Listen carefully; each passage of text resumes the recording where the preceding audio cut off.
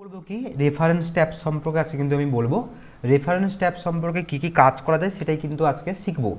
যেমন দেখো আমি প্রথমেই বলে রাখি রেফারেন্স ট্যাবে কিন্তু মেনলি সূচিপত্র মানে অ্যাকচুয়ালি বই রিলেটেড কাজগুলো করা নয়, অর্থাৎ বই তৈরি করার জন্য যে সমস্ত কাজগুলো লাগে একটা বই তৈরি করার জন্য বা একটা বড় ধরনের প্রজেক্ট তৈরি করার জন্য যে সমস্ত জিনিসগুলো লাগে সেগুলো কিন্তু রেফারেন্স ট্যাব জুড়ে রয়েছে। প্রথমে দেখো অপশন রয়েছে, দেখো টেবিল অফ কন্টেন্টস, তোমরা খেয়াল করো অপশন রয়েছে টেবিল অফ কন্টেন্টস। এটার কাজ কি? এটার কাজ হচ্ছে পরিষ্কার ভাষায় বলতে গেলে সূচিপত্র, বাংলা জায়গায় বলা হয় সূচিপত্র, ইংলিশে হচ্ছে কি টেবিল অফ কন্টেন্টস, বাংলায় হচ্ছে কি সূচিপত্র। অর্থাৎ সূচিপত্র তৈরি করার জন্য আমরা টেবিল অফ কন্টেন্টসকে ব্যবহার করে থাকি। এবার টেবিল অফ কন্টেন্টসকে আমরা ব্যবহার করব কীভাবে? প্রথমে আমরা কি করব, এখানে সমান চিহ্ন দিয়ে র্যান্ড লিখে একটা ডেমো লেখা নিয়ে নেব, 100 দিলাম মাঝখানে, ব্যাকে ক্লোজ করলাম, এন্টার। অনেকগুলো পেজে দেখো ডেমো লেখা অলরেডি চলে এসেছে। এবার সূচিপত্র তৈরি করার জন্য আমাদের প্রথমে হেডিং বানাতে হবে। এবার হেডিং আমরা কি করব, এখানে ক্লিক করলাম, এন্টার করলাম, এখানে আমরা হেডিংগুলো বানিয়ে নেব। যেমন লিখলাম এমএস ওয়ার্ড লিখলাম। এবার দেখো হেডিং বানানো মানে এইভাবে লিখে দিলে কিন্তু হেডিং হয়ে যায় না। এখানে হেডিং বানানোর একটা নির্দিষ্ট একটা প্রসেস রয়েছে।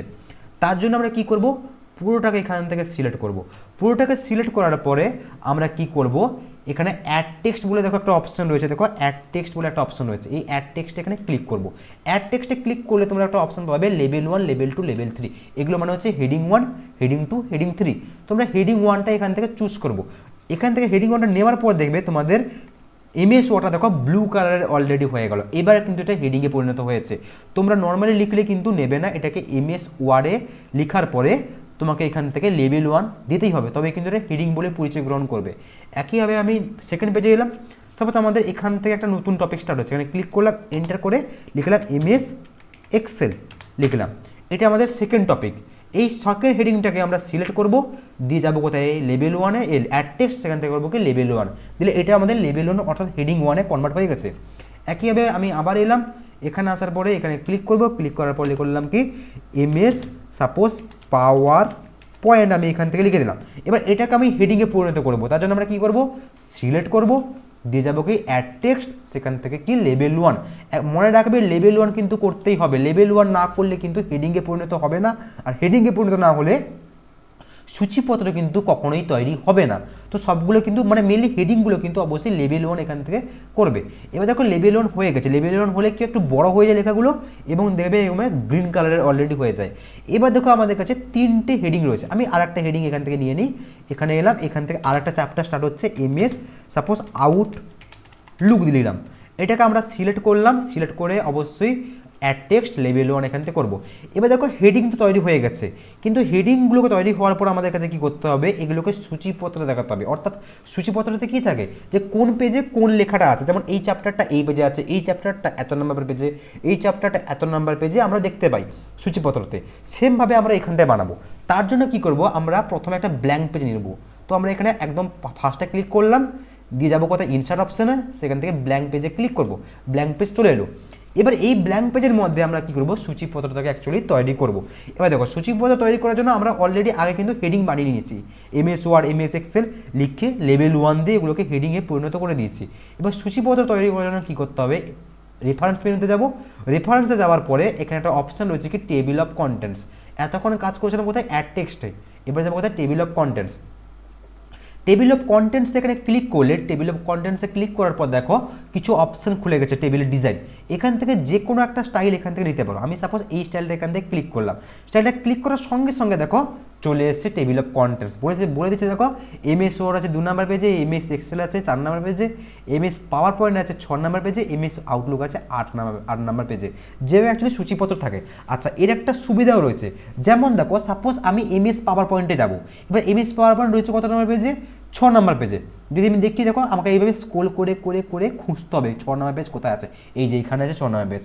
এবার এত খাটার থেকে একটা সুবিধা রয়েছে, কি করব, কন্ট্রোল মানে সিটিএলকে প্রেস করবে, কন্ট্রোলকে প্রেস করে রেখে দেখতে পাবে মাউসটা এরকমভাবে আইকন হয়ে গেছে, এই যে হাতের মতো আইকন হয়ে গেছে। দিয়ে এই পাওয়ার পয়েন্টে যদি এই যে হেডিংয়ের উপরে যদি ক্লিক করলে সঙ্গে সঙ্গে দেখো তোমাকে ওখানটা ছেড়ে দিল। বুঝতে পেরেছো, মানে এগুলো কিন্তু মানে এই হেডিংগুলো কিন্তু এক প্রকার এর সঙ্গে লিঙ্ক হয়ে গেছে। আমি যদি কন্ট্রোলের সঙ্গে প্রেস করে যদি আউটলুকের উপরে ক্লিক করে দেখো আমাকে আউটলুকে নিয়ে চলে আসছে। তো এইগুলো এইভাবে কিন্তু আমি সূচিপত্র থেকে কিন্তু অ্যাকচুয়ালি পেজেই কিন্তু চলে যেতে পারবো হেডিংগুলোর আন্ডারে। এরপর দেখো একটা অপশন হচ্ছে কি আপডেট টেবিল। আপডেট টেবিলের কাজ কি?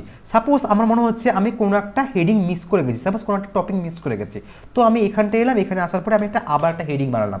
সাপোজ দিলাম কি MSACCE অ্যাক্সেস দিলাম, এখান থেকে অ্যাক্সেসটাকে লেখার পরে সিলেক্ট করলাম অ্যাড টেক্সট লেভেল 1, কারণ হেডিং যেহেতু হচ্ছে তো লেভেল 1 দিতে হবে। এবার দেখো হেডিং তো হয়ে গেল, কিন্তু দেখো সূচিপত্রতে কোথাও ওটা শো করছে না MS অ্যাক্সেস, কারণ কি সূচিপত্র আমি প্রথমে নিয়েছিলাম, এখন কিন্তু আমি ওটাকে নেইনি, তো এটা আগেরটা ধরে রেখেছে। তার জন্য আমরা কি করব, আপডেট টেবিলে ক্লিক করব, দিয়ে কী করবো আপডেট এন্টার টেবিল এখানে ক্লিক করব, দিয়ে ওকেতে ক্লিক করে দেখো MS অ্যাক্সেস দেখো চলে এসেছে আমাদের কাছে। তো এটা হয় কি আপডেটের কাজ, মানে পরবর্তীকালে যদি আমি নতুন কোনো হেডিংকে বানাই, সেই হেডিংটাকে আবার এর মধ্যে ইনসার্ট করার জন্য আপডেট করতে হয়। আচ্ছা, এরপর একটা অপশন কি রয়েছে দেখো, লেভেল 2 লেভেল 3। লেভেল 2 লেভেল 3 কীভাবে কাজ করে? হেডিং 1 হচ্ছে কি, মানে লেভেল 1 হচ্ছে কি সব থেকে বড় হেডিং, এবার লেভেল 2 হচ্ছে কি মানে সেকেন্ড হেডিং বলতে পারো, মানে ছোট হেডিং বলতে পারো। সাপোজ MS ওয়ার্ড আমরা কী দিয়েছিলাম, লেভেল 1 দিয়েছিলাম, এর আন্ডারে সাপোজ আমাদের কাছে থাকবে হোম মেনু, এখান থেকে লিখলাম কি এটা হচ্ছে আমাদের কাছে আরেকটা হেডিং। এবার এই হেডিংটা আমাদের কাছে কি হবে, লেভেল 2 হবে, এখান থেকে দিলাম কি লেভেল 2, মানে হেডিং 2 আন্ডারে দিলাম। এবার দেখো এটাকে যদি আমরা এখানটায় শো করাই, শো করার জন্য কী করতে হবে, আমাদের কাছে আপডেট করতে হবে। আপডেটে ক্লিক করলাম, আপডেট এন্টার টেবিলে ক্লিক করলাম, ওকে ক্লিক করবো। ওকে করার সঙ্গে সঙ্গে দেখো হোম মেনু চলে এসেছে, কিন্তু একটা জিনিস খেয়াল করো, হোম মেনু দেখো একটু ঢুকে দেখে, মানে একটা ভিতরের দিক করে রয়েছে, কারণ কি এটা হচ্ছে হেডিং 2, হেডিং 1গুলো কিন্তু পুরো প্রথম থেকে থাকে, হেডিং 2 থাকে একটু ভিতরের দিক করে। এইভাবে আমরা বুঝতে পারি অ্যাকচুয়ালি যে কোনটা বড় হেডিং কোনটা ছোট হেডিং। হেডিং 3 করলে আরও কিন্তু এটা ভিতরের দিক করে থাকবে। এইটাই ছিল কিন্তু টেবিল অফ কন্টেন্টসের কাজ, অ্যাকচুয়ালি সূচিপত্রকে তৈরি করা। মনে রাখবে সবসময় কি, সূচিপত্র তৈরি করার জন্য সবসময় হেডিংগুলোকে সিলেক্ট করে, লেখার পরে সিলেক্ট করে অবশ্যই এখান থেকে যে কোনো একটা হেডিং দিয়ে দেওয়া, যাতে একটা হেডিং নামে পরিচয় হয়ে যায়। তারপরে ব্ল্যাঙ্ক পেজের মধ্যে টেবিল অফ কন্টেন্টস এখানে এসে কোনো একটা টেবিলকে ক্লিক করলে অটোমেটিক্যালি হয়ে যাবে। কিন্তু যদি আমরা সিলেক্ট করে যদি লেবেল যদি না দিই, তাহলে কিন্তু কখনোই সূচিপত্র তৈরি হবে না, এটা ক্লিয়ার রাখবে। আর আপডেট টেবিলের কাজ হচ্ছে কি পরবর্তীকালে আমি যদি নতুন কোনো একটা হেডিং বানাই, সেই হেডিংটা এখানে আর আসবে না, তার জন্য আপডেট টেবিলে ক্লিক করলে ওই অ্যাকচুয়ালি হেডিংটাও আবার আমাদের এখানে আপডেট হয়ে যাবে। এটাই ছিল আমাদের কাছে আপডেট টেবিলের কাজ, এটাই ছিল কি টেবিল অফ কন্টেন্টসের মেনলি কাজ। আচ্ছা, এরপরে দেখো অপশান কী রয়েছে, ফুটনোট বলে একটা দেখো গ্রুপ রয়েছে, এখানে দেখতে পাচ্ছ ফুটনোট বলে একটা গ্রুপ রয়েছে। ফুটনোটের কাজ কি, পরিষ্কার ভাষায় বলতে গেলে সাপোজ ফুটনোটের কাজ হচ্ছে কি আমরা প্রত্যেকটা পেজের নিচে একটা করে নোট লিখতে পারি। নোট মানে সাপোজ কেমন টাইপের, সাপোজ ধরো আমরা এই পেজে কাজ করছি, এবার এই পেজে যা তথ্য লেখা রয়েছে এর সম্পর্কিত আমি নিচে একটা ছোট্ট করে একটা নোট লিখবো। যেমন দেখো বিভিন্ন বইতে দেখবে, বিভিন্ন বইয়ের লাস্টে একটা করে মোরাল লেখা থাকে এক লাইনের, মানে আমরা ওই চ্যাপ্টারটাকে পড়ে ওই চ্যাপ্টার সম্পর্কে কি অ্যাকচুয়ালি শিক্ষা পেলাম সেটাকে বোঝানোর জন্য কী দেওয়া হয়, মোরাল দেওয়া হয়। একইভাবে সাপোজ ধরো এখানে এই যে পেজের মধ্যে কি লেখা রয়েছে সেই লেখা সম্পর্কিত আমি একটা ছোট্ট করে নিচে একটা নোট দেবো, তার জন্য ব্যবহার করা হয় কি ফুটনোট। ফুটনোট আমরা প্রত্যেকটা পেজের মধ্যে একটা করে নোট লাগাতে পারি শর্টে কিছু জিনিসকে লেখার জন্য। যেমন এই পেজে লাস্ট টাইমে একটা নোট দেবো, তাহলে লাস্ট এখানে ক্লিক করলাম, ফুটনোটে ক্লিক করবো, ইনসার্ট ফুটনোটে দেখো অপশন হচ্ছে ইনসার্ট ফুটনোট, এখানে আমরা ক্লিক করব। ক্লিক করার সঙ্গে সঙ্গে দেখো তোমাদের কাছে নিচে দেখো ফুটনোট চলে এসেছে 1 নাম্বার পেজে, দেখতে পেয়েছো 1 নাম্বার করে দেখো চলে এসেছে ফুটনোট। এখানে আমরা কোনো একটা নোট এখান থেকে লিখলাম। একইভাবে আমি আবার সেকেন্ড পেজে এলাম, সাপোজ আমার মনে হচ্ছে এই পেজে মনে হচ্ছে এই পেজে লাস্টে আমাকে একটা নোট লিখতে হবে, যেমন এই পেজের সম্পর্কিত আমি যা বলেছি সেই রিলেটেড আমি একটা নোট ওয়াইজ আমি এখানে কিছু লিখবো লাস্টে। তার জন্য যাবো কোথায়, ইনসার্ট ফুটনোটে, আবার ক্লিক করবো। ক্লিক করার সঙ্গে সঙ্গে দেখো আবার একটা নোট অ্যাড হয়ে গেছে। এখানে দেখো লেখা দেখাচ্ছে কি, দেখো 2 লেখা দেখাচ্ছে, কারণ কি 1 তো অলরেডি আমাদের কোথায় ছিল, 1 ছিল আমাদের এখানে আছে, তো এটা হচ্ছে 1 নাম্বার ফুটনোট, এটা হচ্ছে 2 নাম্বার আমাদের কাছে ফুটনোট। তো এইভাবে কি করতে পারি, আমরা কিন্তু ফুটনোটগুলো দিতে পারি। আমরা এখানটা কোনো একটা নোট দিলাম এই চ্যাপ্টার সম্পর্কে বোঝার জন্য, আমি নিচের দিক করে এলাম, সাপোজ এই চ্যাপ্টারে আমি কি বলেছি না বলেছি তার সম্পর্কে আমি একটা নোট দেবো, তো এখানে ক্লিক করলাম, ইনসার্ট ফুটনোটে ক্লিক করবো, দিলে দেখো এখানে একটা নোট আমরা এখান থেকে লিখে দিতে পারছি। তো ফুটনোটের কাজ হচ্ছে কি প্রত্যেকটা চ্যাপ্টার সম্পর্কিত আমরা যদি কোনো নোট লিখতে চাই, তাহলে ওই চ্যাপ্টারের নিচে আমরা ফুটনোটে ক্লিক করলে ওই প্রত্যেকটা চ্যাপ্টারের নিচে একটা করে নোটের অপশান খুলে যাবে, যেখান থেকে আমরা একটা করে নোট দিতে পারি। আর একটা দেখো অপশান রয়েছে এন্ড নোট বলে। এন্ড নোট আর ফুটনোট কি হয়, এন্ড নোটে ক্লিক করলে কি হবে, তোমার যতগুলো পেজ আছে, যতগুলো পেজ, সমস্ত পেজের লাস্টে একটাই নোট পড়বে, ওটা হয় কি আমাদের কাছে এন্ড নোট। আর ফুড নোট কি হয়, আমি প্রত্যেকটা পেজে আলাদা আলাদা নোট দিতে পারি। যেমন এই পেজে একটা আলাদা নোট দেবো, পরের পেজে গেলাম আবার ক্লিক করলাম একটা আলাদা নোট দিলাম, পরের পেজে গেলাম আবার একটা আলাদা নোট দিলাম, এইভাবে প্রত্যেকটা পেজের আলাদা আলাদা নোট আমরা দিতে পারি। কিন্তু এন্ড নোট কি হয়, এন্ড নোট প্রত্যেকটা পেজে দেওয়া হয় না, এন্ড নোট পুরো সমস্ত পেজের লাস্টে একটাই নোট দেওয়া হয়, যেটা হচ্ছে কি এন্ড নোট। ক্লিয়ার হয়েছে? ফুড নোট আর এন্ড নোট পার্থক্য আছে। আমি যদি এন্ড নোট এখানে ক্লিক করে দেখবে একদম পুরো সবার পেজে লাস্টে নিয়ে চলে যাবে।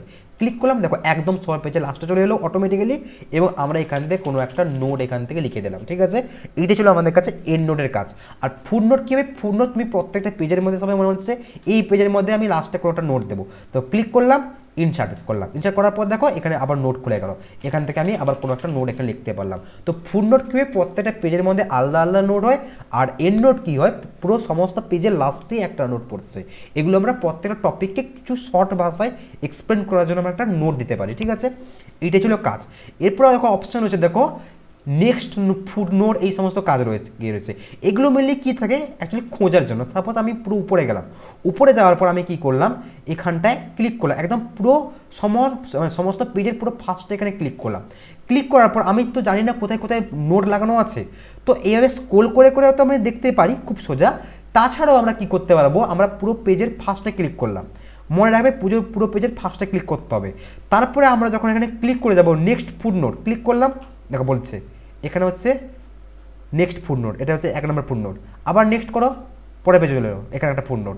আবার নেক্সট করো 3 নম্বর পেজে, এই যে এখানে একটা ফুড নোট আছে।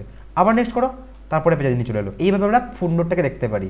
সাপোজ মনে হচ্ছে আমি এর আগের ফুড নোটটাকে দেখবো, তার জন্য চলে আসবো কোথায়, এই কোণে ক্লিক করবো। দেখতে পাচ্ছ এখানে অপশন হচ্ছে কি কোণে, দেখো কোণে ক্লিক করবে, প্রিভিয়াস ফুড নোট অপশন রয়েছে, প্রিভিয়াস মানে আগেটা দেখবো, প্রিভিয়াস করবো, আবার দেখো 3 নম্বর চলে এলো আমাদের কাছে, দেখো 3 নম্বর চলে এসেছে। আবার যদি করি এখান থেকে যদি করি প্রিভিয়াস, আবার 2 নম্বরে চলে আসবে। আবার যদি যাবো বলে মনে করি 3 নম্বরে যাবো, তাহলে কি করতে হবে, নেক্সট। তো নেক্সট প্রিভিয়াস করে আমরা এভাবে কিন্তু চেক করতে পারি কোথায় কোথায় ফুড নোট আছে আমাদের কাছে। এইটা ছিল অ্যাকচুয়ালি ফুড নোটের কাজ। আমি প্রথমে বলেছিলাম রেফারেন্স ট্যাব কিন্তু মেনলি বই লেখার জন্য কাজে আসে, বুঝতে পেরেছ? যখন কোনো একটা বই লিখবো, সেই বই লেখার জন্য, নোট বা মোরাল লেখার জন্য বা সূচিপত্র তৈরি করার জন্য, এই সমস্ত জিনিসের জন্য মেনলি কাজে আসে ফুড নোট। এটা ছিল টেবিল অফ কন্টেন্ট, সূচিপত্র, আর এটা হচ্ছে নোটের কাজ। ক্লিয়ার হয়েছে?